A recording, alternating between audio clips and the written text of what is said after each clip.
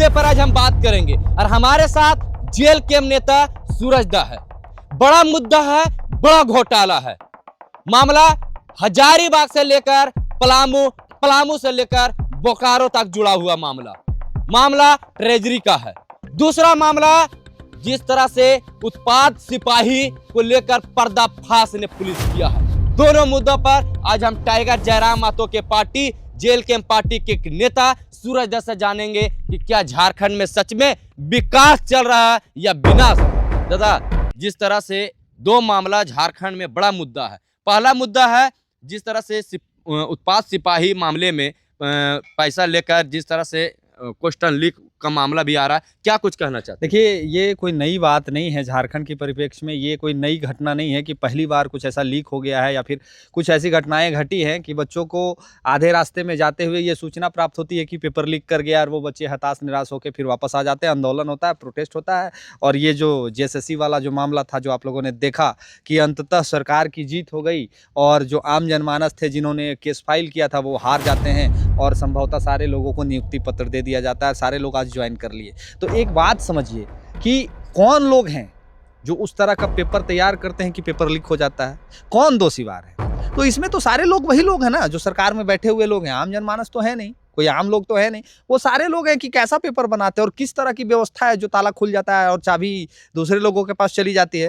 हम ये कहते हैं कि हमारे आपके पास का जो छोटा सा चीज़ होता है वो भी दूसरे तक पहुंचने के लिए बहुत सारे प्रोसेस होकर गुजरता है। और इतनी सुरक्षा व्यवस्था होने के बावजूद अगर पेपर लीक हो जाता है, किसी तरह की कोई घटना सामने आ जाती है, तो ये एक बहुत ही चिंताजनक विषय है। बच्चों के भविष्य के साथ बार बार खिलवाड़ होता है। वो बच्चे, आपको उत्पाद सिपाही के बारे में एक बात याद होनी चाहिए कि कितने बच्चों ने अपनी जान दी।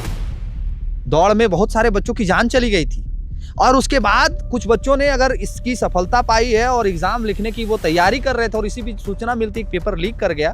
और सेम डे हमारी पार्टी के जो वरीय उपाध्यक्ष है देवेंद्र दा, वो सेम डे ऑफिस के सामने जाके ये बात कहते कि इसके लिए हम लोग प्रोटेस्ट करेंगे, आंदोलन करेंगे और बच्चों को इंसाफ दिलाने के लिए वो सदैव तत्पर रहते हैं। हमारे देवेंद्र नाथ महतो जो नेता है वो हमेशा तत्पर खड़े रहते हैं इन तमाम चीज़ों के लिए, इन तमाम मुद्दों के लिए हमेशा स्टूडेंट के साथ, विद्यार्थियों के साथ खड़ी रहते हैं। लेकिन सवाल ये उठता है कि इसका दोषीवार है कौन और दोषीवार जो है उसको इतना हिम्मत मिलता कहाँ से है, और दोषीवार को अगर हिम्मत मिलता है तो देता कौन है?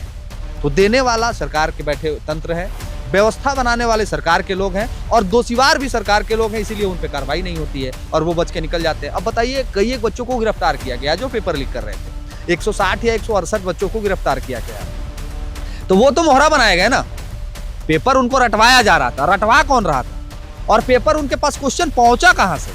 तो जो पहुंचाया, जो पेपर को वहां से निकाला, उन तक पहुंचा, जो उनको रटवा रहा था, दोषीवार तो वो भी हैं कि दोषीवार सिर्फ वो बच्चे हैं जो रट रहे थे। उनको तो मोहरा बनाया जाता है। हर बार यही होता है कि आपको मोहरा बनाया जाता है। तो मेरा ये कहना है कि सरकार कब तक मौन रहेगी और जवाबदेही किसके पास है? राज्य के मुखिया चुप हैं, राज्य के मंत्री चुप हैं और हमेशा ये दोषारोपण लगते रहता है कि अबर कार्रवाई होगा। अब एक खत्म नहीं होता है, दूसरा शुरू होता है और फिर तीसरा का कहानी शुरू हो जाता है। तो ये तब तक होते रहेगा जब तक एक अच्छी सरकार, अच्छी व्यवस्था इस राज्य को नहीं मिलता है, मजबूत सरकार नहीं मिलती है। और पुलिस प्रशासन की जो रवैया है, वो आप दूसरे प्रश्न में जो सवाल किए उस पर हम जवाब देने से पहले आपको कुछ चीज़ें बताएंगे।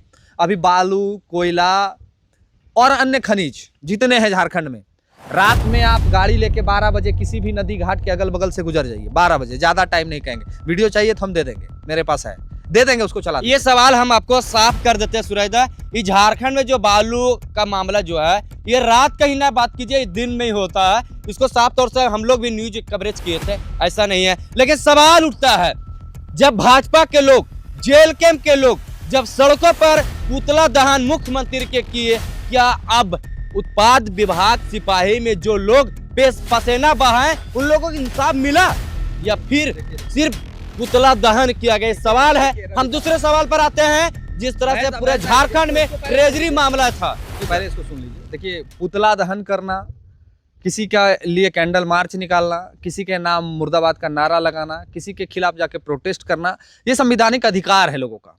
और इसके करने का ये मतलब नहीं होता है कि उन चीजों पे आप काबू पा लिए। आप पुतला दहन कर दीजिएगा, इसका ये मतलब नहीं है कि उत्पाद सिपाही में जो बच्चों के साथ नाइंसाफी हो रहा है उसको इंसाफ मिल जाएगा। कैंडल मार्च निकाल दिए, इसका ये मतलब नहीं कि जिसके लिए आप निकाले उसको इंसाफ मिल जाएगा। ये अधिकार है प्रोटेस्ट करने का, और प्रोटेस्ट करने का अधिकार आपको संविधान देता है। तो अधिकार के लिए आप कुछ भी कर सकते हैं। इसका ये मतलब नहीं होता कि जिस चीज के लिए आप कर रहे हैं वो आपको मिल जाएगा, ऐसा नहीं है। उसको मिलना नहीं मिलना वो सरकार के बात की चीज है, तो वो सरकार पे डिपेंड करता है और सरकार इस पे अपना स्टैंड क्लियर है, वो कुछ नहीं करेगी। वो हर बार नीपापोती करती है, इस बार भी नीपापोती करेगी। अब आपका जो ट्रेजरी घोटाला का बात किए, तो सबसे मजे की बात यह है कि ये घटना बहुत साल पहले की है। ये घटना बहुत साल पहले की, यानी जब 2014 में भाजपा की सरकार बनी थी, ये घटना उस समय से है। तो मेरा ये कहना है कि अभी वर्तमान की सरकार हो या पूर्व की भाजपा की सरकार रही हो, सारे में ये घटना की सिलसिलेवार जांच हो रही है। अभी रांची में भी पता चला है कल कि 2.5 करोड़ रुपए का वहां भी निकासी है। चतरा, बोकारो, चतरा जांच हम कह रहे हैं कि एक बार चतरा भी करवा लीजिए, शायद यहाँ भी हो, हजारीबाग, पलामू, तो 24 जिला में होगा तो हमको लगता है 24 जिला में मिल जाएगा। अब जरा सोचिए कि एक आम ऑपरेटर को, एक आम कर्मी को कितना साहस है, और किसी भी फंड को रिलीज करने के लिए, किसी भी फंड को जारी करने के लिए उसके शीर्ष के जो अधिकारी होते हैं उनका परमिशन लेना होता है। आप अगर सरकारी विभाग में ट्रेजरी का जो पैसा होता है जो कर्मी को दिया जाता है, उस पैसे को तब तक आप नहीं निकासी कर सकते जब तक आपके शीर्ष के अधिकारी को ये संज्ञान ना हो, उससे परमिशन ना हो।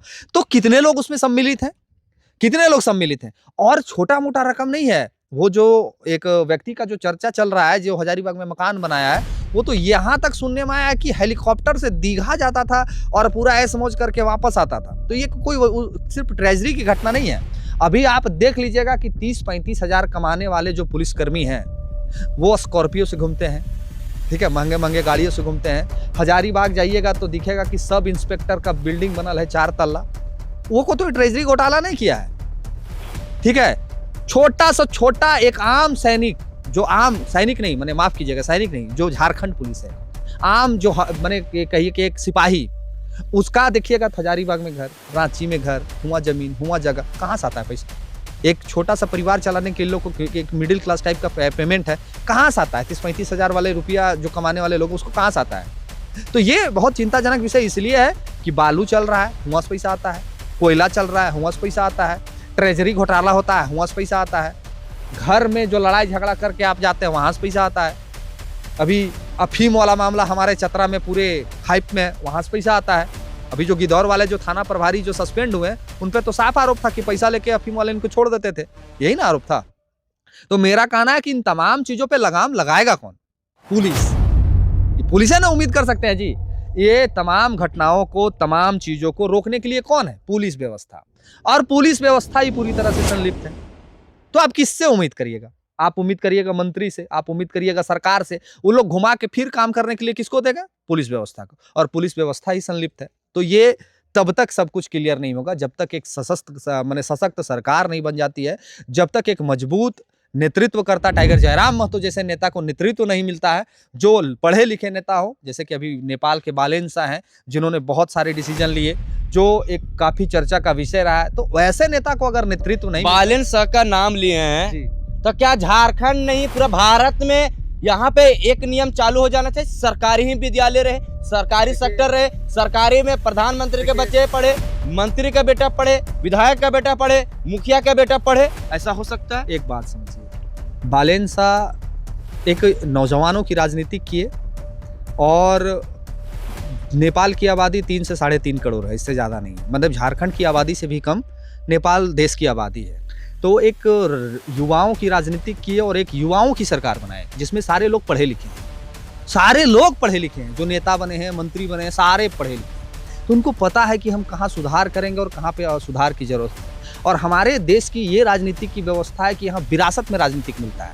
अगर बाप अनपढ़ सांसद है तो बेटा भी अनपढ़ जाहिल है तो उसको टिकट मिल जाएगा। इससे कोई फर्क नहीं पड़ता है कि आपका बेटा पढ़ा लिखा है या फिर कुछ है या नहीं है। यहाँ डिपेंड ये करता है कि आपका बाप सांसद विधायक है तो आप नेता बन जाइएगा।